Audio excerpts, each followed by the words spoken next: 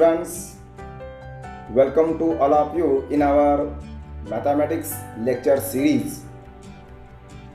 Students, we have already discussed about some important concepts of differentiation, that is nothing but the derivatives of composite function, also derivatives of inverse function, logarithmic differentiation, and also that is the implicit function, that is derivative of implicit function.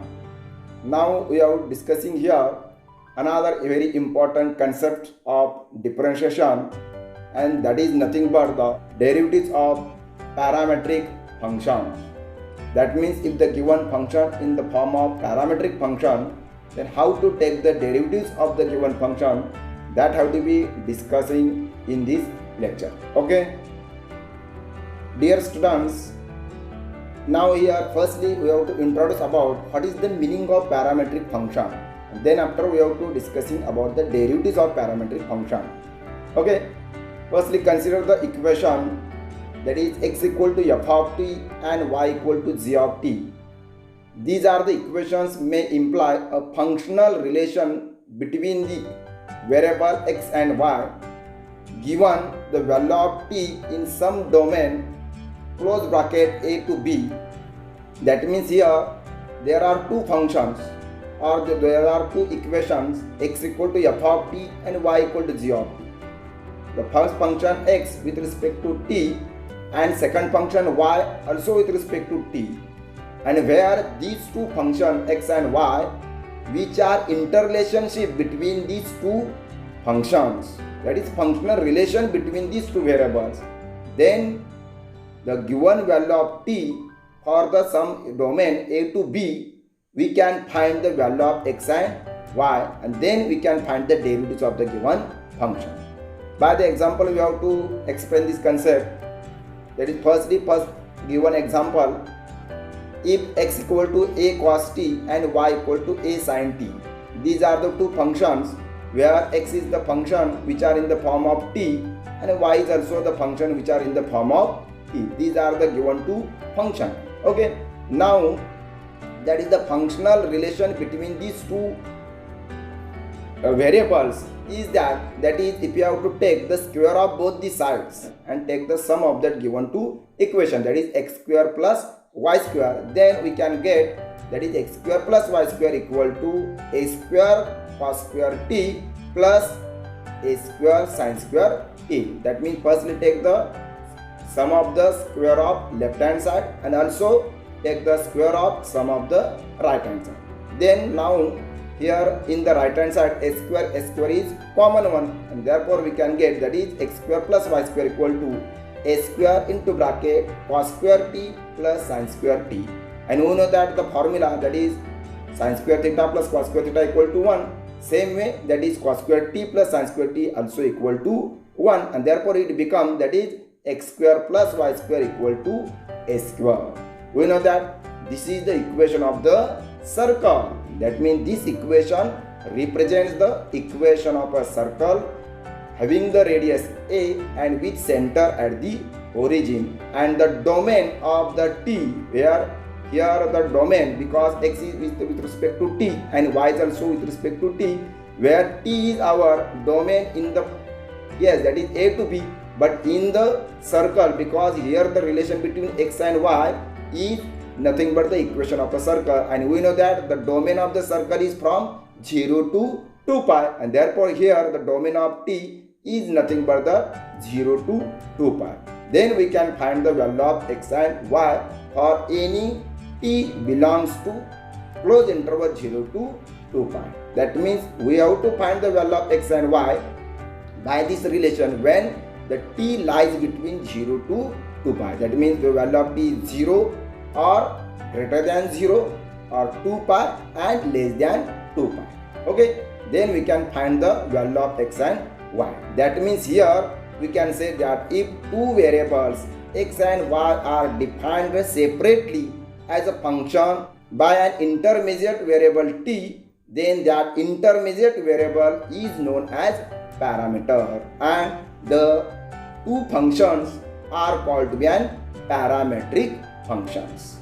Okay, that means here we have to given two variables equation x equal to f of t and y equal to g of t, which are separated by the intermediate variable t, because x is with respect to t and y is also with respect to t. Then that intermediate variable t in both the function or both equation are called to be an parameter, and these two equations or these two functions x equal to f of t and y equal to g of t are known to be an parametric function.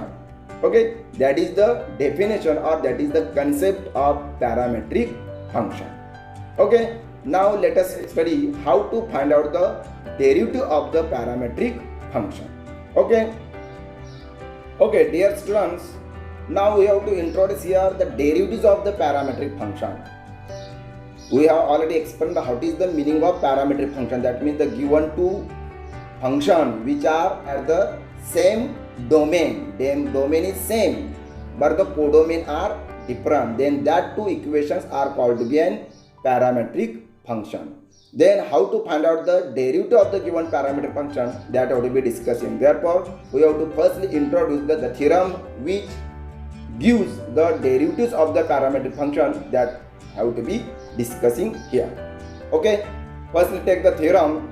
The theorem says that if x equal to f of t and y equal to g of t are the differentiable functions of t, so that y is the differentiable function of x, and if dx by dt is not equal to 0, then theorem says that dy by dx equal to dy by dt whole divided by dx by dt, where dx by dt is not equal to 0, which is given. Okay, that means here the function x equal to f of t and y equal to g of t are the given two function with respect to t, both the function with respect to t, that means domain is same. And if these two functions are differentiable, okay, that means there is a derivative exists, that means their limit is exists, so that y is the differential function of x. Then we have to prove that y is the differential function of x, that is dy by dx. How it is differentiable? That is dy by dx equal to, firstly take the derivative of y with respect to t, then find the derivative of x with respect to t,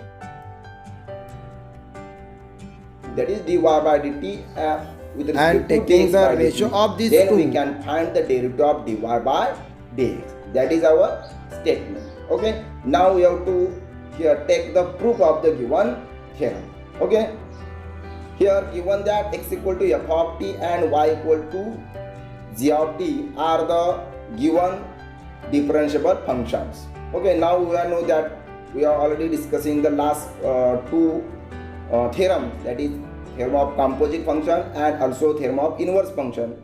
That is, if there are a small increment in the value of t, say delta t, then also delta x and delta y are the corresponding increment in x and y respectively. That means if the small increment in domain t is delta t, then at the same time the increment in codomain, that is delta x and delta y in x and y respectively. Okay, now continue this proof of the given theorem. Let as delta t, delta x and delta y are small increment in t, x and y respectively, such that delta t is not equal to 0 and delta x not equal to 0. That means here delta t is the increment in t, delta x increment in x, and delta y is the increment in y. Okay, and where delta t and delta x, these increment having the value is not equal to 0. Now consider the incrementary ratio, that is delta y by delta x, where delta t, as delta t tends to 0, then delta x tends to 0. Therefore, we have taken here the incrementary ratio, that is delta y by delta x, and as delta t tends to 0, then also delta x tends to 0. Therefore, we can get that is delta y by delta x equal to delta y by delta t whole divided by delta x by delta t. Okay, by the mathematical rule, where delta x upon delta t, that is denominator, is not equal to 0. Now taking the limit as delta t tends to 0 on both the sides. Here we are taking here in the left hand side and also in the right hand side, we are taking the limit as delta t tends to 0 on both the sides. Therefore, LHS become limit of as delta t tends to 0 of delta y by delta x equal to limit of as delta t tends to 0 of delta y by delta t whole divided by delta x by delta t. Okay, as delta t tends to 0, we are already clear, that is as delta t tends to 0, then definitely incrementing x, that is delta x tends to also 0. Okay, now again continue this process or continue this given proof. Only we are already discussing in the last page, that is as delta t tends to 0, then definitely delta x tends to 0, and therefore in the left hand side we have changed the limit, that is instead of limit of delta t tends to 0, we have taken that is limit of delta x tends to 0 of delta y by delta x equal to RHS same, that is limit of delta t tends to 0 delta y by delta t whole divided by limit of as delta t tends to 0 of delta x by delta t. Okay, now in the RHS we know that equation are taken to be an equation number first. Since x and y are differentiable functions of t, we have by the definition of derivative, that is limit of as delta t tends to 0 of delta x by delta t equal to dx by dt, that is the limit of their incremental ratio of delta x by delta t as delta t tends to 0 is equal to dx by dt by the definition of derivative, because here x and y are differentiable function with respect to t, and also we are known that is limit of as delta t tends to 0 of delta y by delta t equal to dy by dt, again by the derivative definition. Okay, now substitute these two values, and these two limits are exist and which are finite, because the given function x and y are differential with respect to t, and therefore definitely these two limits are exist which have to be finite. Now substitute this value in this equation number 1, then the equation 1 becomes, that is from equation 1 and 2 we get, substitute this value, limit of as delta x tends to 0 of delta y by delta x equal to left hand side as it is, right hand side become changes, that is in the numerator limit of as delta t tends to 0 of delta y by delta t is nothing but that is dy by dt, and limit of as delta t tends to 0 of delta x by delta t having the value is dx by dt. These two values are substitute, therefore the given function become or equation become, that is limit of as delta x tends to 0 of delta y by delta x equal to dy by dt upon whole divided by dx by dt. Okay, now we know that equation are taken to be third equation. Now as the RHS of third exists and which is finite, implies definitely LHS also exists and finite, because in the equation third the RHS becomes exists and finite. Okay, that means limit is exist and which is a finite one. If this is the equation, then definitely left hand side also exists and which is finite, and therefore LHS is become, that is limit of as delta x tends to 0 delta y by delta x equal to dy by dx. Thus the equation third becomes, that is only substitute this value in the given equation number 3, therefore dy by dx equal to dy by dt whole divided by dx by dt. That means that is the proof of our given theorem, that is if x and y are differentiable function with respect to t, then we have proven that is dy by dx equal to dy by dt whole divided by dx by dt. Okay, that is the proof of the given theorem. Do you understand, everybody?